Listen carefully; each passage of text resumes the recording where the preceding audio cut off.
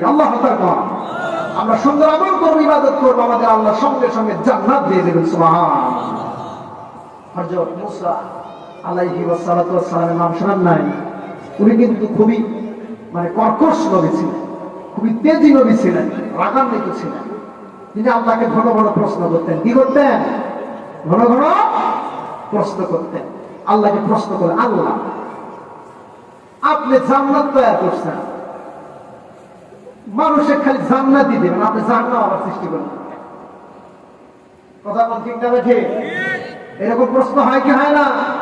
আমাদের অন্তরে এরকম প্রশ্ন জাগে, আল্লাহ তুমি জান্নাত তৈরি করলে আবার জাহান্নাম তৈরি করলে কেন? কিসের প্রয়োজন ছিল জাহান্নাম তৈরি করা?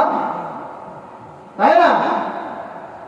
আল্লাহ রাব্বুল আলামিন মুসা আলাইহি ওয়াসসালাতু ওয়াসসালামের প্রশ্নের জবাবে মুসা আলাইহি ওয়াসসালাতু ওয়াসসালামকে আল্লাহ রাব্বুল আলামিন বললেন, ওগো কালিমুল্লাহ, ওগো আমার বন্ধু, তুমি একটু হাত পাতাও না, তোমার হাতের ভিতরে আমি কিছু ধানের বীজ দিব, বেসনের বীজ দিব, চালার বীজ দিব, গমের বীজ দিব, সরিষার বীজ দিব, তুমি একটু এগুলো জমিনে সুন্দরভাবে চাষাবাদ করে লাগাবে।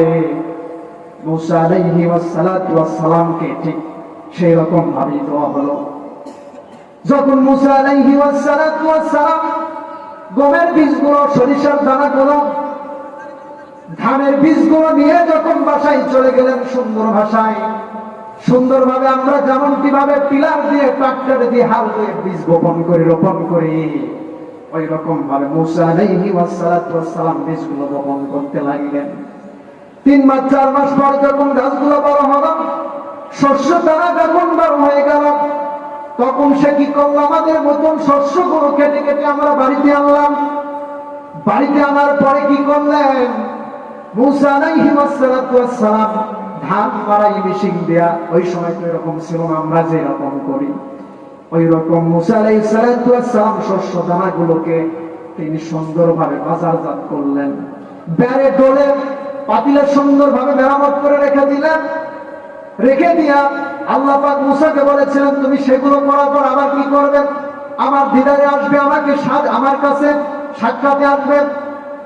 তখন আল্লাহ রাব্বুল আলামিন মুসা আলাইহি ওয়াসসালাতু ওয়াসসালামকে জিজ্ঞাসা করলেন, ওগো আমার পয়গম্বর মুসা, তোমাকে যে আমি ধানের বীজ দিয়েছিলাম, সরিষার বপন করার জন্য, যে রোপণ করার জন্য যে তোমাকে আমি দানা দিয়েছিলাম, তুমি সেগুলো ঠিকঠাক ভাবে চাষাবাদ করেছিল কিনা?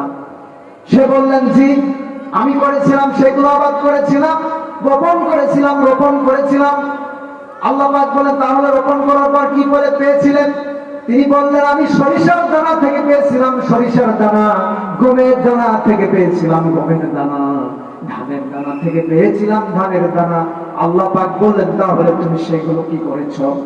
তিনি বললেন, আমি সেগুলো খাওয়ার জন্য, বিক্রয়ের জন্য, বাজারজাত করার জন্য সঞ্চয় করে রেখে দিয়েছি। তারপর আল্লাহ পাক বলেন, তাহলে তুমি যেটার দাম বেশি সেটা তুমি বাজারজাত করে রাখলা, আর সেই ধানের গাছগুলো কি করেছো? তারপর সরিষার গাছগুলো কি করেছো? তিনি বললেন, আমি সেগুলো জমিনের ভিতরে জ্বালায়া পুড়াইয়া ছাই করে দিয়েছি। আল্লাহ পাক বললেন, ওগো মুসা, তুমি যে প্রশ্ন করেছিলে শুধু জান্নাত বানালেই তো হতো, জাহান্নাম কি জন্য বানালে? আল্লাহ পাক বললেন, ওগো মুসা, আমি জান্নাত বানাচ্ছি আমার দামি বান্দাদের জন্য, যারা আহসান আমালা করবে, আমল করবে, তাদের জন্য জান্নাত বানাইছি। আর জাহান্নাম বানাইছি যারা নেক কাজ করবে না, অসৎ কাজের সাথে সব সময় লিপ্ত থাকবে, গান বাজনার সাথে লিপ্ত থাকবে, যাত্রার সঙ্গে লিপ্ত থাকবে, তাদের জন্য আমি জাহান্নাম বানাইছি। কথা বল ঠিক না বেঠিক? তাহলে মুসার প্রশ্নের অ্যানসার আল্লাহ পাক সঠিক দিয়েছেন কি দেয় নাই? একদম প্র্যাকটিক্যালি ভাবে মুসার কাছ থেকে পরীক্ষা নিয়েছেন। কথা বল ঠিক না বেঠিক? মুসার কাছে যদি সরিষার দানা যদি দাম না হতো, তাহলে তিনি কিন্তু বাজারজাত করতেন না। ঠিক তেমনি আল্লাহ রাব্বুল আলামিনের কাছে আমাদের আমল যদি দাম না হয়, আমাদেরকে আল্লাহ জান্নাত দিবে। আমাদের ইসলাম হবে কোথায়? জাহান্নাম কোথায়? আমরা জাহান্নামে যেতে চাই না, জান্নাতে যেতে চাই? জান্নাতে যেতে চাই। কথা বল ঠিক না ঠিক? জান্নাত আমাদের কি করে নিতে হবে? ক্রয় করে নিতে হবে, কামাই করে নিতে হবে। কারণ আল্লাহ